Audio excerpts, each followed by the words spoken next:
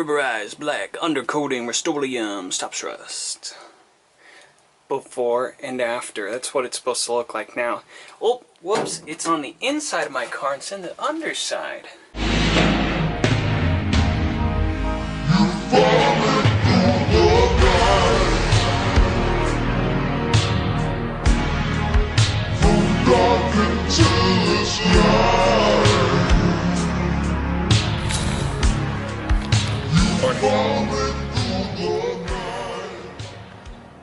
So yesterday I started some work on this driver's side floor pan. I had seen some especially noticeable rust spots when I was cleaning out underneath the floor pans. I noticed some spots where the tar had been leaking through. If you remember in my first or second video, I mentioned how weird this floor covering was. So in areas it was peeling up, so I did begin to remove it. If you can see over here, I started removing that and was finding areas. I was removing in this corner, was finding areas you see where this more active rust is. There are holes here, active rust here.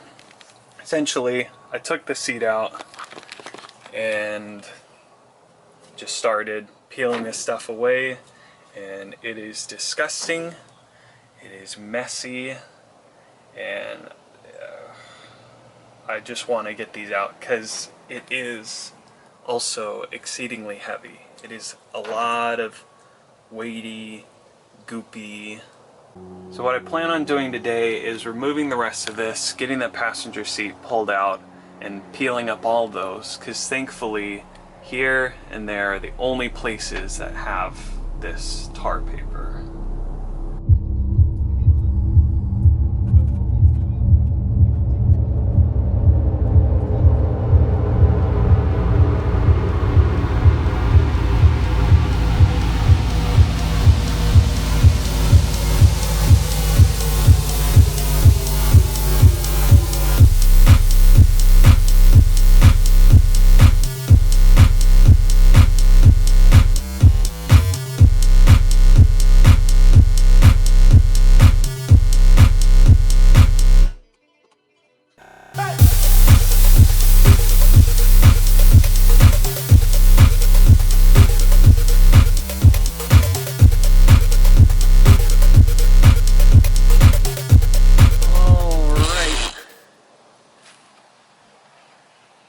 Got a lot of it cleaned up. All this stuff back here, it's still pretty goopy. But what I need to do is, there's a pile of gunk there, all manner of gunk along the edge. I'm going to vacuum that out and then do a clean. But up here is where I first off cleaned it with some WD-40. I can promise you that bottle was clean before I started doing this. And that got rid of a lot of the tar. I was able to just wipe it up with a rag. And then what I did is I took some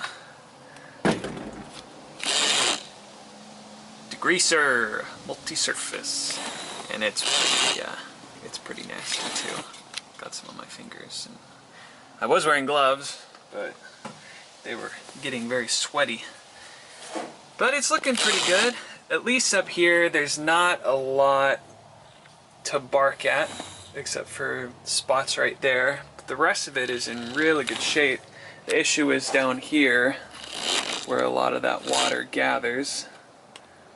You can see where those holes are developing, and especially a pretty big one right there. So what I'll probably need to do is cut out big sections. I'll probably do a big slice right here and just replace it with sheet metal, and then probably a couple plate patches here and there, some in there. I know on that side, which I haven't got to yet, there's all those, so that'll have to be something I do after I remove that side.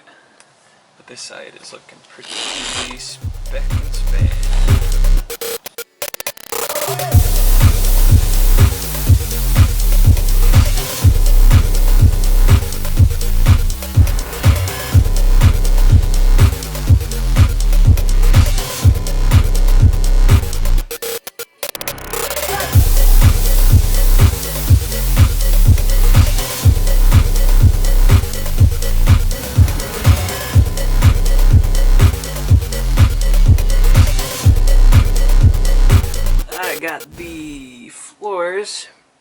to clean. Now one thing is, there's a lot of these spots up in here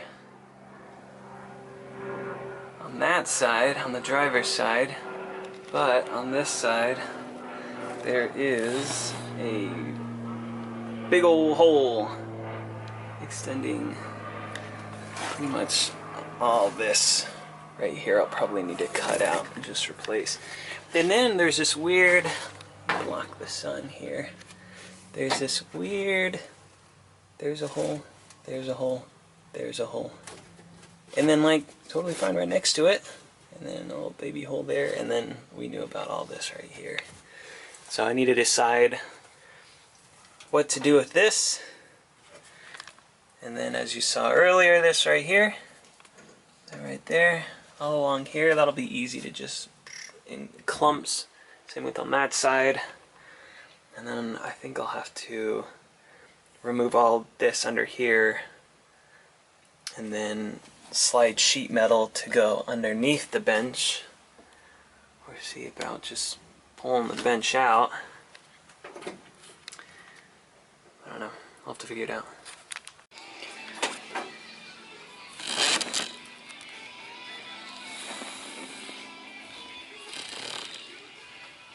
So I started cutting the floor out, and the rust was about right here, and then as I cut that out, I realized how the rest of the floor pan in here was just soft. It was surprisingly malleable. So I cut it out, and I threw away the metal that I cut off, but it was very thin. So my guess is what had happened was over time the battery acid, because this is where the battery sits, the battery acid just ate away at the steel little by little to where it was just practically paper thin. This side's not looking that bad. Thankfully it is looking pretty good. It's really kind of just dirty. But I'm going to have to poke at it, see if there's really anything under it. But as far as I can tell, this side's good. Except for a little bit here. But this side's really not that bad. This side, that was the worst part. Cut it out. This here, and then I have to fabricate a new one of these. So I might have to get, especially with the floor pans with how thick these are, I'm thinking of getting thicker sheet metal to do these two, as well as on that side too, just to be safe. A little bit of thicker metal, because the ones that I have was good for body repair, stuff that you're not stepping on, but that's just kind of thin. I mean, I don't remember how thick it was, but it was thinner, more like body sheet metal. So I'm gonna get some thicker sheet metal and cut these out, and then replace them with thicker sheet metal, just to, you know, cross the T's and dot the I's.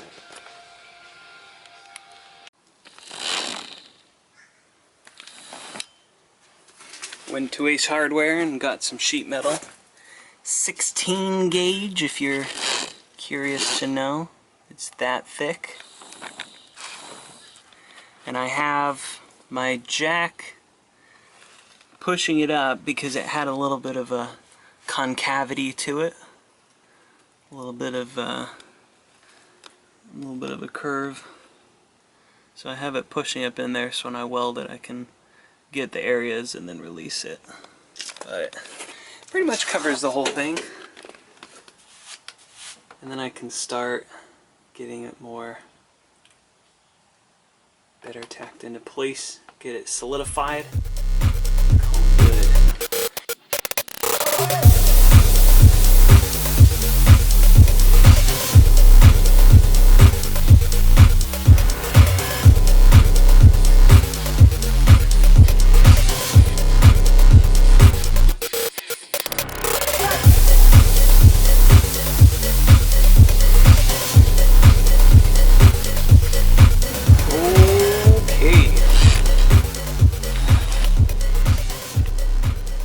Welding that I wanted to done. All I need to do is take the bed liner spray back on and get it sealed in. What I'm going to do is do that all at once, probably just for all the other repairs that I do. Those ones, these ones. See a piece of plywood that I had underneath the jack got a little cooked. That's right. Scrap plywood anyway. A little gap there. Still gotta weld that in. But everything else pretty much grinded down the way I want it. Just need to get it, all the rest of these patched up, and then we'll do a spray seal for everything else.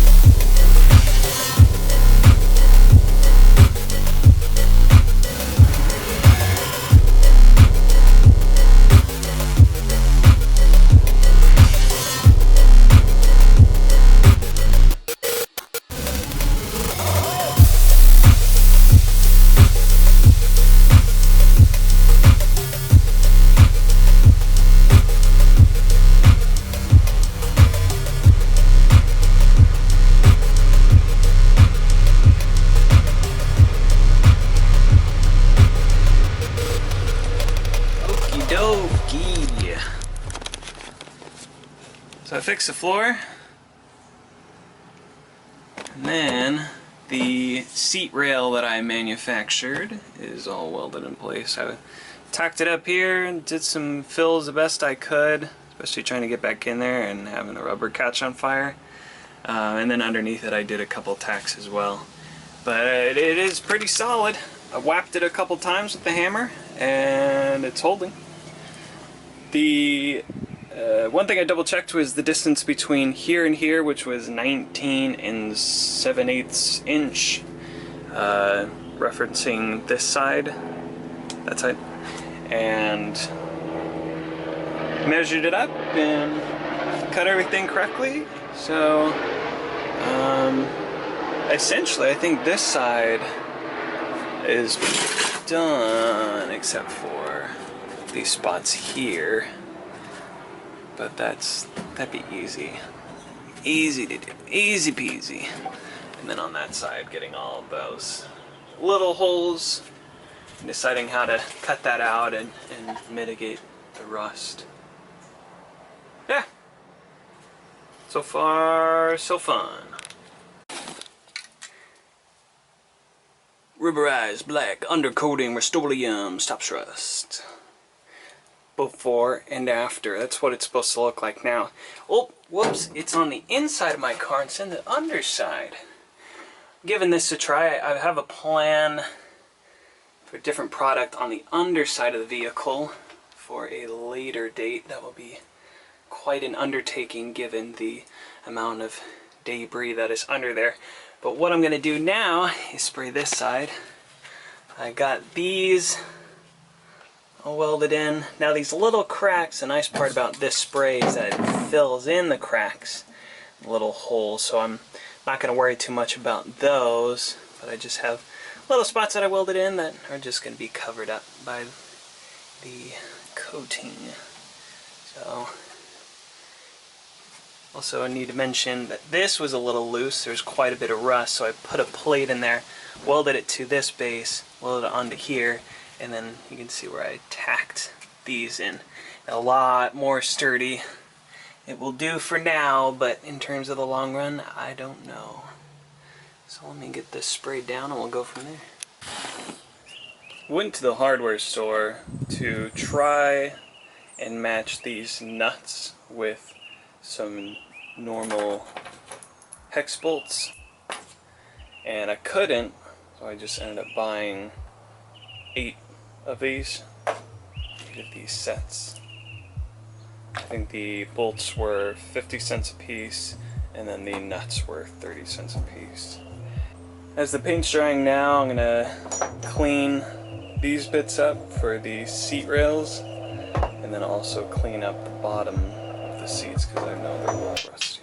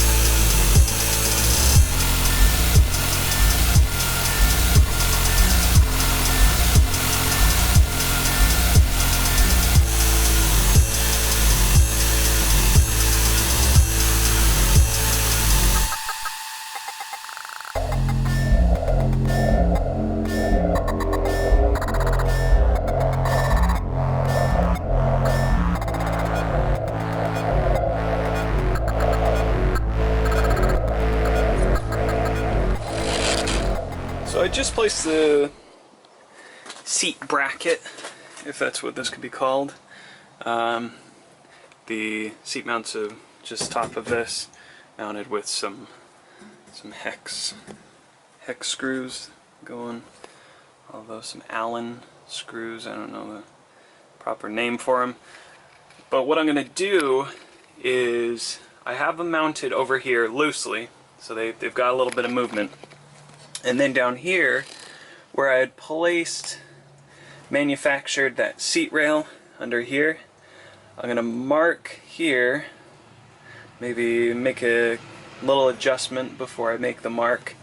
And then what I'm going to do is take the bracket off. I'm going to take the angle grinder, I'm going to cut into this so then I can mount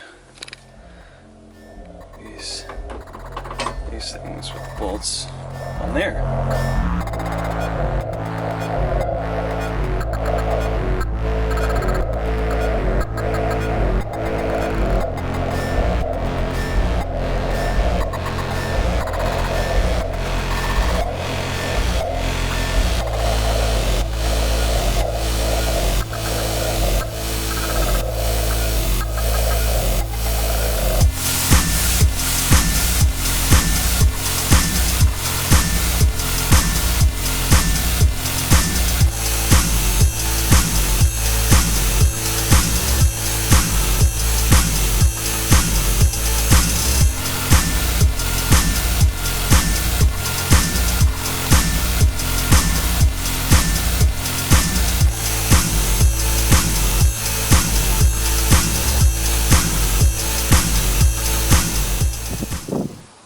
Alright, seats are in place, the brackets seem to be holding, as well as the weld repairs that I did with the seat rails.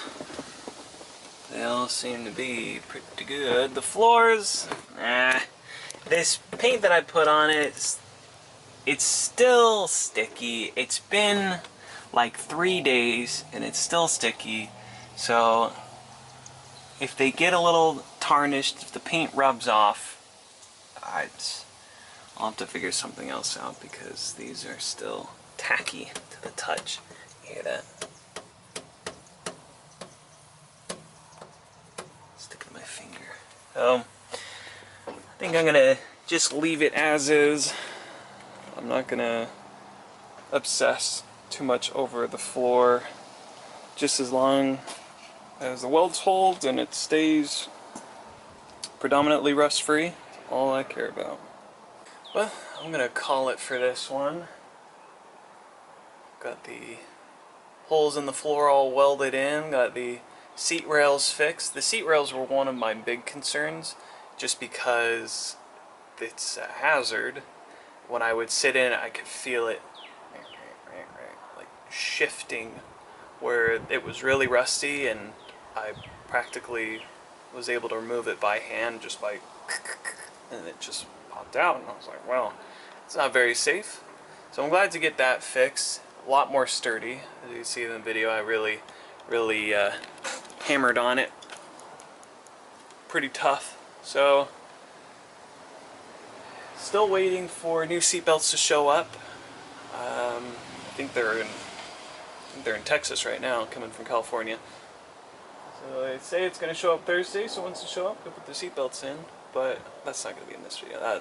It's easy to put in. Maybe I'll do like a recap, like, oh, if you're going to put aftermarket seatbelts into a, Type 3 square back, this is what you should do, ... Be sure to like and subscribe. I can tell that 75% of you are not subscribed. Please subscribe. You're breaking my heart. No, you're not. But I will see you next time. Stay rusty.